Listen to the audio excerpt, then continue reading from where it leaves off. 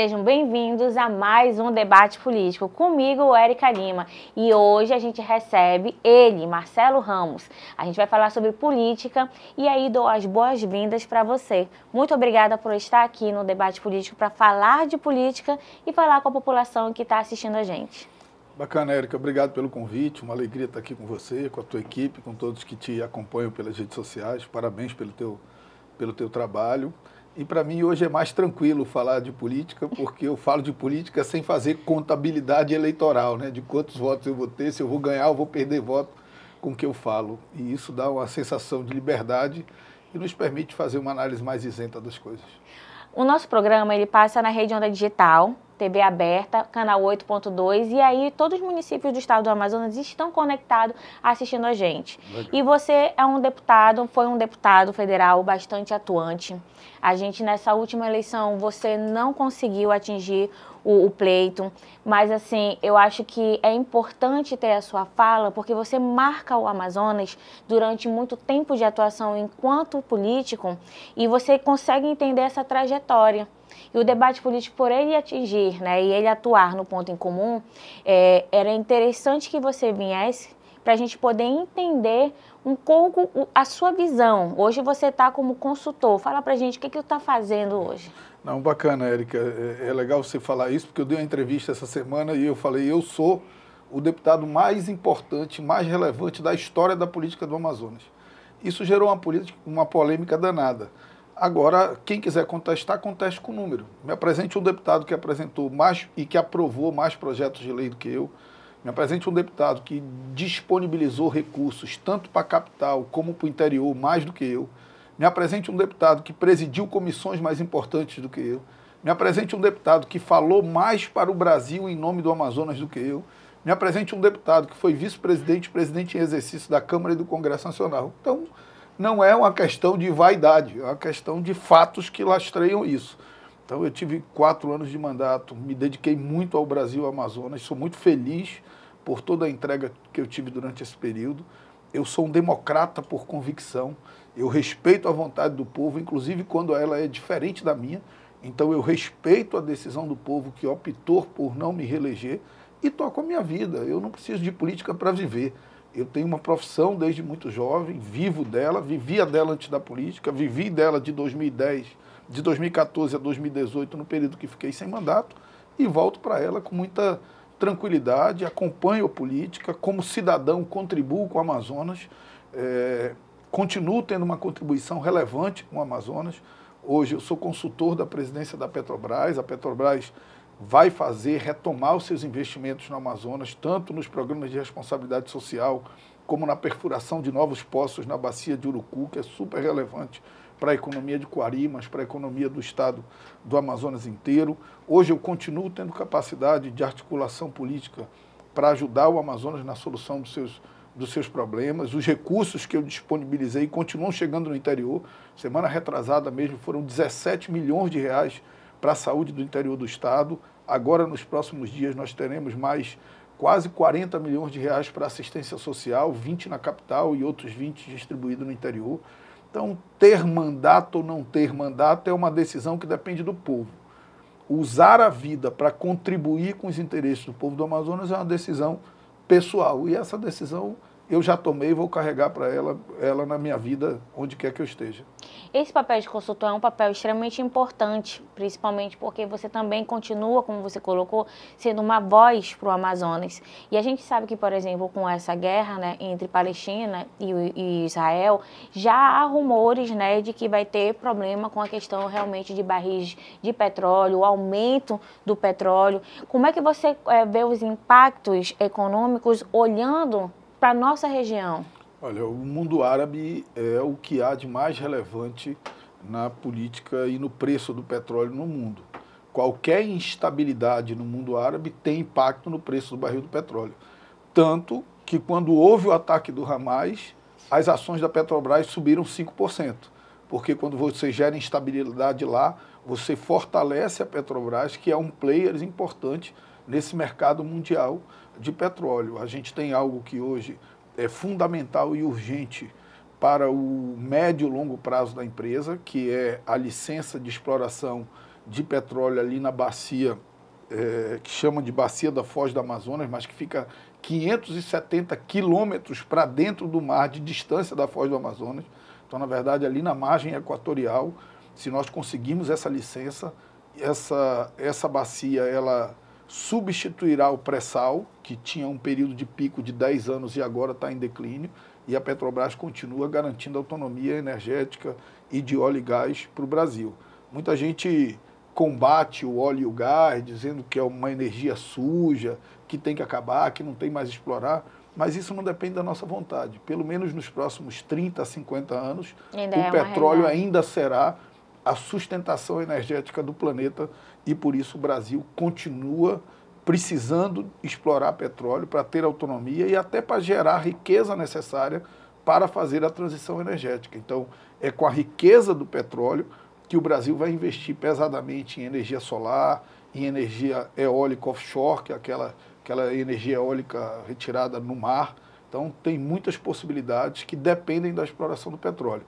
Essa instabilidade ali no mundo árabe realmente tem um impacto relevante. Já não tem um impacto direto no preço da gasolina na bomba, porque a Petrobras abandonou o PPI, né, a política de paridade de preço. Antes, toda vez que subia o barril do petróleo internacional, obrigatoriamente subia a gasolina na bomba aqui do brasileiro. Né? A gestão do presidente Jean Paul mudou isso, criou uma nova política de preço que leva em consideração que boa parte da gasolina que chega na bomba no Brasil é do mercado nacional e, portanto, não tem que seguir uma política internacional de preço. Não dá para cada vez que os árabes resolvem aumentar o preço do petróleo, a gente sofrer as consequências aqui. O Brasil tem certa autonomia na produção de petróleo, na produção em especial de gasolina, é mais dependente de importação no diesel, mas na gasolina tem autonomia e é importante que a gente utilize essa autonomia para fazer o combustível chegar mais barato para o cidadão. Você agora está tendo um olhar de gestor, né? Sim. Antes era um olhar de político. Agora eu quero saber a tua opinião. Por que esse petróleo, esse valor final não diminuiu consideravelmente até hoje no país? Não, na verdade, no país diminuiu. Não diminuiu aqui no Amazonas e na Bahia, que são os dois locais que as refinarias foram privatizadas. Então, quem vende combustível para os postos de gasolina em Manaus, no Amazonas e na Bahia, não é a Petrobras, é a refinaria que foi privatizada. Então, eles continuam seguindo o preço de paridade internacional do petróleo. Tanto que Manaus e Salvador têm o combustível mais caro do Brasil, porque não seguem hoje a política de preços da Petrobras, porque as refinarias foram privatizadas. Então, a privatização para a gente foi ruim, deu mal? Olha lá, para o consumidor não tem como negar. Para a Petrobras, a Petrobras é uma empresa tão grande que tem certas atividades que para ela não são viáveis porque é muito pequena para o tamanho dela, mas para um privado é. Então, essa foi a decisão da Petrobras. A nossa gestão fez uma opção de não abrir mão de novos ativos. Então, não haverá novas privatizações nessa gestão. Mas a gestão passada fez essa opção, até porque tinha o interesse de retirar a Petrobras de tudo que não fosse exploração de óleo e gás. Então, vendeu a distribuidora, vendeu a empresa de lubrificantes, vendeu as empresas de fertilizantes, então tirou a Petrobras de tudo. Vendeu o gasoduto Quari-Manaus, vendeu a refinaria da Reman. Nós não seguiremos nessa política de desfazer dos ativos da empresa. E aí você já declarou, em alguns outros locais que você deu entrevista, que você não vai vir mais como candidato. Porém, muitos candidatos, né, muitos políticos sempre declaram assim, depende do povo, né? Eu queria que você falasse pra gente como é que está hoje o Marcelo Ramos, né, qual é a sua tomada de decisão, você ainda está afiliado, como é que está a tua relação política? Érica, eu sou filiado no PSD, até porque eu sou o primeiro suplente de deputado federal, suplente do deputado Átila, do deputado Sidney, peço a Deus que continue primeiro suplente até o final do mandato deles. São duas pessoas que eu quero muito bem, que eu torço que exerçam plenamente os seus mandatos. O que acontece, Érica? Quando eu entrei na política ainda muito jovem, como militante do PCdoB, do Partido Comunista, E ainda no movimento estudantil, né? No movimento estudantil. Mas eu entrei na política partidária, eu tive mandato a partir de 2010. Eu tive o mandato de vereador de 2007, quando eu assumi o mandato de vereador. Em 2007, eu morava num quarto na casa da minha mãe. Depois de 20 anos, eu sou alguém que tem uma família, eu tenho 3 filhos. E eu abri mão da minha vida profissional para me dedicar à vida pública. Você não é miserável na vida pública, mas que, se alguém ficar rico na vida pública, não é com o salário. Eu sempre vivi do meu salário. Então, hoje, com 50 anos, eu ainda tenho energia para organizar minha vida e dar a estabilidade que eu preciso para mim e para minha família. Não vai ser na política que eu vou alcançar isso. Então, eu fiz uma opção de migrar para a iniciativa privada, não só para a Petrobras, mas também para a minha consultoria, para o meu escritório de advocacia, porque eu quero provar que eu posso ter estabilidade, dar estabilidade financeira para a minha vida, para a vida da minha família, fora da política.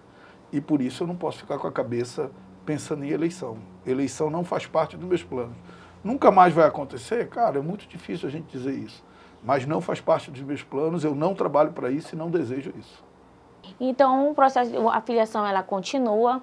E como é que está, assim, a relação? Porque você ainda está filiado. E aí a gente sabe que para sair totalmente da política ainda demora um pouco, né? Porque você, com certeza, tem tomada de decisões junto ao partido. Ano que vem é ano de eleição. O partido tem algum nome já?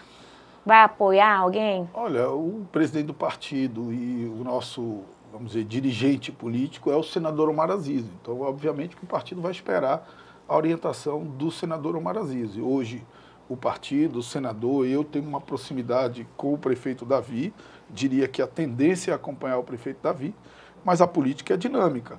Obviamente que se o prefeito Davi se filiar no PL, que é algo que a gente ouve por aí, ele complica essa possibilidade. Mas eu diria que a tendência hoje é de caminhar com o prefeito Davi Almeida. Mas eu mesmo vou seguir a orientação do senador Omar Aziz, mas não tenho nem interesse de participar ativamente dessas articulações e dessas decisões. Até porque, Érica, hoje eu não faço política eleitoral. Eu passo a semana inteira em Brasília e passo o final de semana aqui dedicado quase que exclusivamente aos meus filhos. Então, eu não tenho tempo para reunir com o prefeito, para receber liderança, para conversar sobre a eleição. Eu não quero e não tenho tempo para isso. O tempo que eu tenho aqui, eu quero dedicar aos meus filhos, até para suprir uma ausência muito grande que eu tive nos últimos anos na vida deles. Agora a gente vai fazer o jogo das cartas. E aí, no jogo das cartas, a gente vai pegar a opinião, Marcelo Ramos, sobre cada personalidade dessa que a gente vai tirar aqui. Vamos lá. Aqui embaralhei mais. Pode tirar. Aí você mostra aqui pra tela.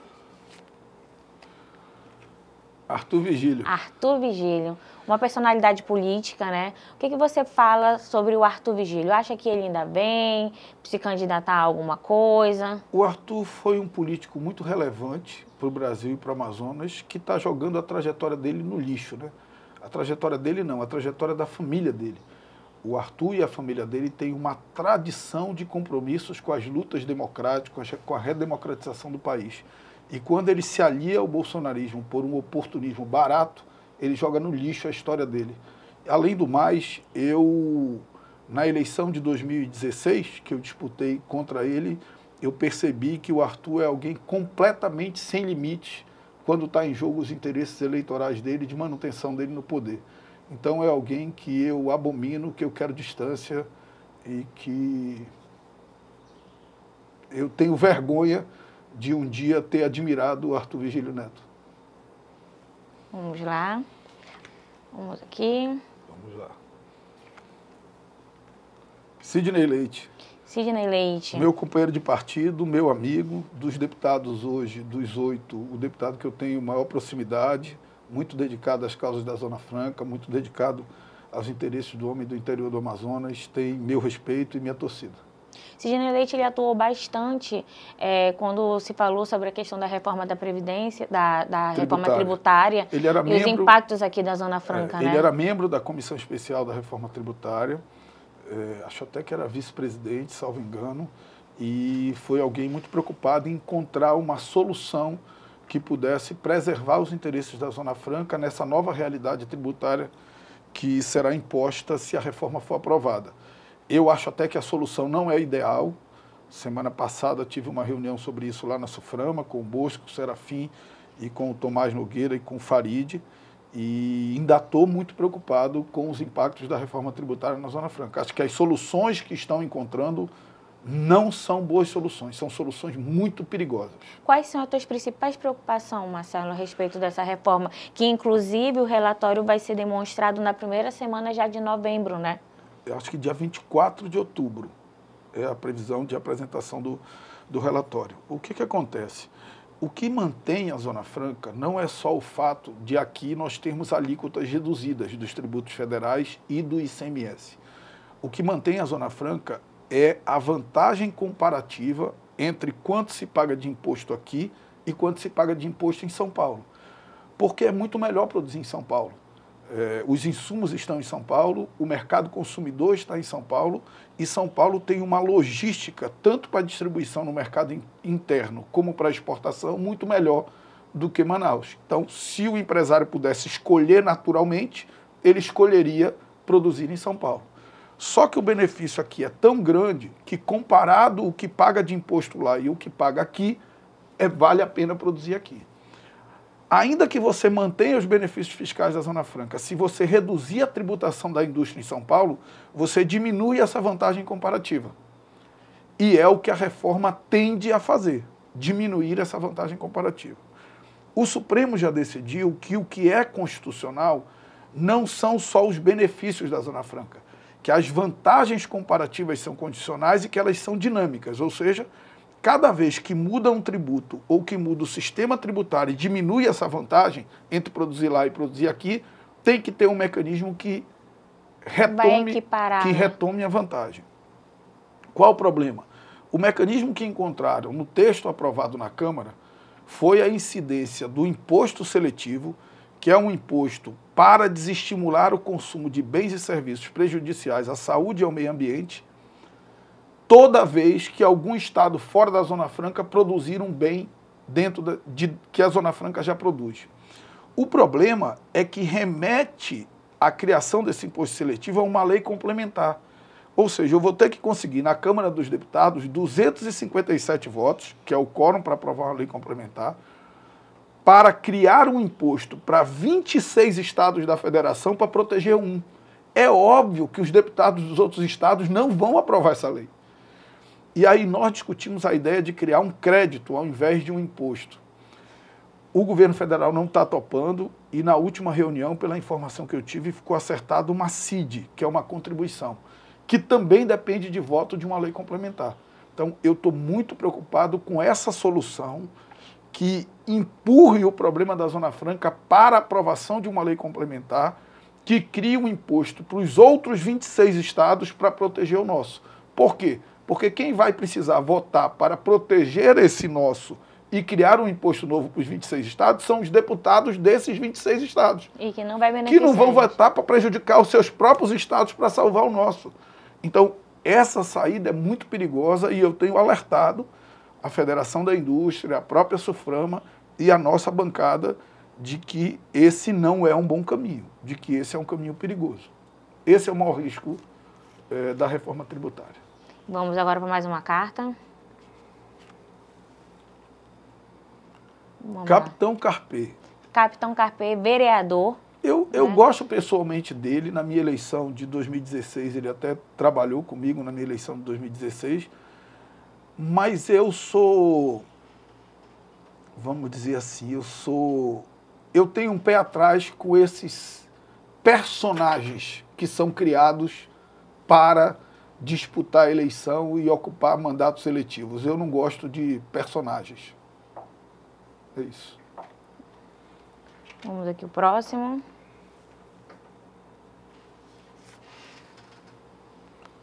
Anny Moura. Anny Moura. Eu acho que é um quadro em ascensão na política. O fato de ter sido vice do senador Eduardo Braga na última eleição, é alguém que tem um protagonismo nacional dentro do Partido dos Trabalhadores, e eu acho que o futuro do Partido dos Trabalhadores no Amazonas passa por ela. O Partido dos Trabalhadores no Amazonas, ele é meio desproporcional ao que ele é no Brasil. Ele é muito pequeno. Hoje tem um deputado estadual, tem um vereador, não tem deputado federal. Há tempos não tem relevância nas eleições majoritárias. No interior praticamente não existe do ponto de vista eleitoral. Então, acho que a ANE pode ser o foco de unificação do PT, que tem muitos conflitos internos também aqui, e eu espero que ela consiga ter, aqui no Amazonas, o protagonismo nacional que ela teve e seja um instrumento importante de recolocar o PT como um partido que protagonize a política no nosso estado. Vamos para mais uma carta, embaralhando aqui.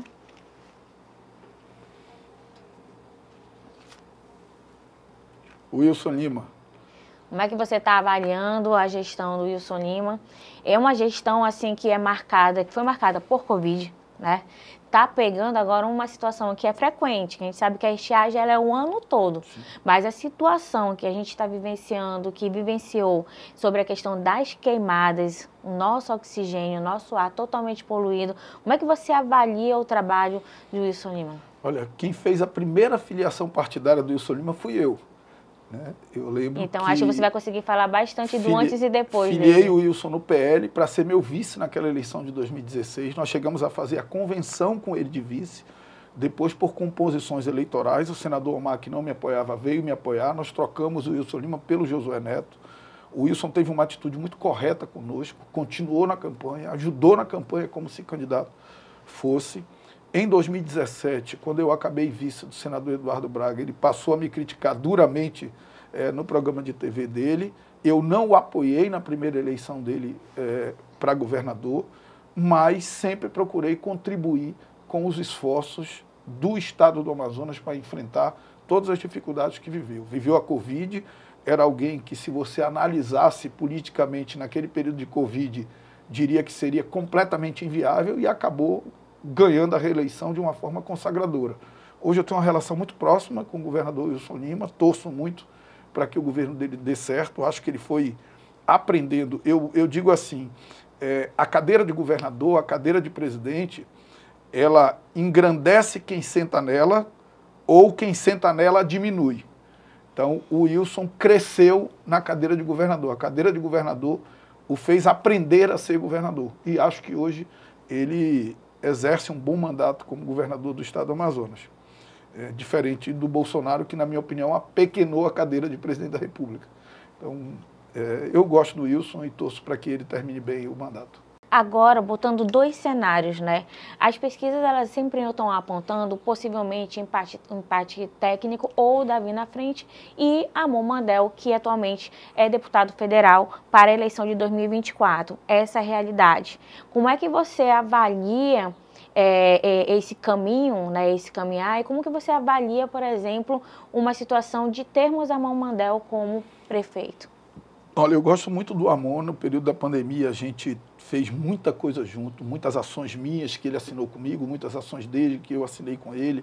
A gente conversava muito sobre as coisas da pandemia. Acho que ele procura se esforçar e ter um mandato de deputado federal muito vinculado a essa pauta ambiental, vinculado a pautas relacionadas à juventude, se vinculou àquele gabinete coletivo ali que tem gente muito bacana, a Tabata, o Pedro Campos, que é o irmão do João Campos, prefeito de Recife, mas eu acho, e digo isso com muita tranquilidade, de quem gosta dele, de quem o quer bem, que ser prefeito de Manaus é algo que exige um caminhar um pouco mais longo, uma experiência de vida um pouco mais longa. Então, acho que vai chegar a hora dele ser prefeito de Manaus, se seguir nessa pegada, se seguir com essa força política e eleitoral que ele tem hoje, mas acho que é prematuro. Agora a gente vai finalizando o programa, mas para a gente ir finalizando, eu queria que você falasse agora sobre o cenário nacional, né? Você já sempre se colocou de uma forma muito clara, né, contra um modelo de gestão do ex-presidente Jair Bolsonaro. E agora a gente está dentro de uma outra gestão que é do presidente Lula.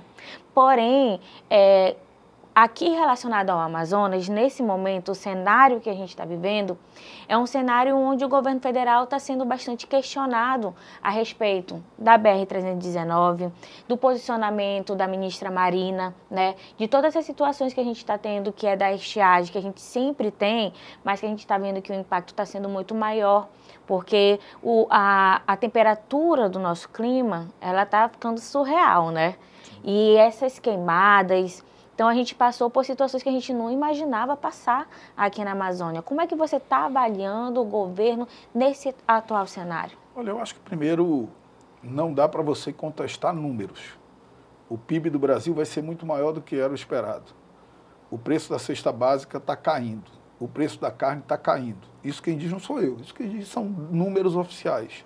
Você tem o restabelecimento da estabilidade democrática do nosso país. Você não tem mais aquela crise profunda entre os poderes, o que é importante também.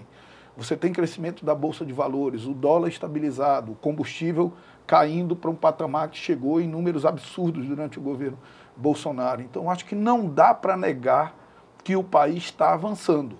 Tem um passivo grande dos últimos 4 anos, tem um passivo grande de um período de pandemia muito profunda, mas o país está avançando. Em relação ao Amazonas em especial, eu vejo um cuidado do governo do presidente Lula, mas eu tenho muitas restrições à forma como a ministra Marina olha para o Amazonas. E quem está dizendo isso é quem gosta dela. Pessoalmente, eu gosto muito dela. Mas eu não posso olhar para o Amazonas e só enxergar bicho e floresta. Eu preciso enxergar bicho e floresta, mas eu preciso saber que tem gente aqui. Tem gente aqui que precisa comer, tem criança aqui que precisa ir para a escola. O problema da estiagem não é só o boto que está morrendo, não é só a queimada que está acontecendo. Tem mais de 2.000 crianças sem ir para a escola. Tem cidade que está correndo o risco de ficar sem energia porque o combustível não pode chegar. Tem gente que está sem condições de se alimentar. Tem local que não chega mais uma botija de gás. Então, nós precisamos olhar para o Amazonas reconhecendo que existem milhões de pessoas que moram nessa Amazônia mais profunda e que precisam viver. Eu acho que a hora que a gente encontrar o justo equilíbrio nisso, por isso eu lutei tanto e luto tanto pela regulamentação do mercado de crédito de carbono no Brasil, porque quando nós regulamentarmos o mercado de crédito de carbono, a gente monetiza a capacidade que a floresta tem de absorver gás carbônico da atmosfera. E eu consigo, a partir da floresta, gerar renda e distribuir essa renda para essas populações tradicionais. Não adianta eu achar que vou resolver o problema de desmatamento na Amazônia só prendendo gente. Não vou. O instinto de sobrevivência do homem é muito mais forte. O homem que precisa comer e que não tem outra alternativa, ele vai fazer pesca ilegal, ele vai fazer desmatamento ilegal, ele vai fazer caça ilegal, ele vai fazer mineração ilegal. E a gente vai finalizando aqui, agradeço sua presença e aí eu deixo a câmera agora para você falar com o nosso público e deixar a sua mensagem. Primeiro, agradecer mais uma vez o convite, uma alegria estar aqui com vocês e dizer ao povo do Amazonas que, mesmo fora de qualquer projeto eleitoral, eu sigo procurando, como cidadão, como profissional, servir aos interesses da nossa gente, ajudar com a capacidade de articulação, com a força política que eu criei em Brasília, o governador, o prefeito, a própria bancada federal, os prefeitos do interior do estado, e dizer que eu preciso ter o direito de cuidar um pouco de mim e um pouco da minha família, dos meus filhos que são pequenos, que precisam mais da minha presença e que não tiveram nos últimos 4 anos, e também do meu desejo pessoal de me realizar profissionalmente fora da política. Isso exige um afastamento, eu preciso desse afastamento, eu quero esse afastamento e eu vou me dar esse afastamento para que eu possa cuidar um pouquinho de mim e dos que estão mais próximos. De qualquer forma, o sentimento que eu guardo é um sentimento de profunda gratidão ao povo do Amazonas, que me fez vereador, que me fez deputado estadual, que me fez deputado federal, que me deu quase 500 mil votos para prefeito em 2016. Isso eu vou carregar no meu coração para sempre e sempre procurar contribuir como cidadão e como profissional. E assim a gente finaliza mais um programa com a nossa reflexão, porque o debate político ele atua no ponto incomum. E segundo Nietzsche, ele diz, é preciso ter o caos dentro de si. Será que é dessa forma para poder se manter na política? É assim a gente vai acompanhando, né? Você assistiu o programa, eu convido você para estar conosco toda terça-feira, 22h30, no canal 8.2 Rede Onda Digital. Comigo, Érica Lima.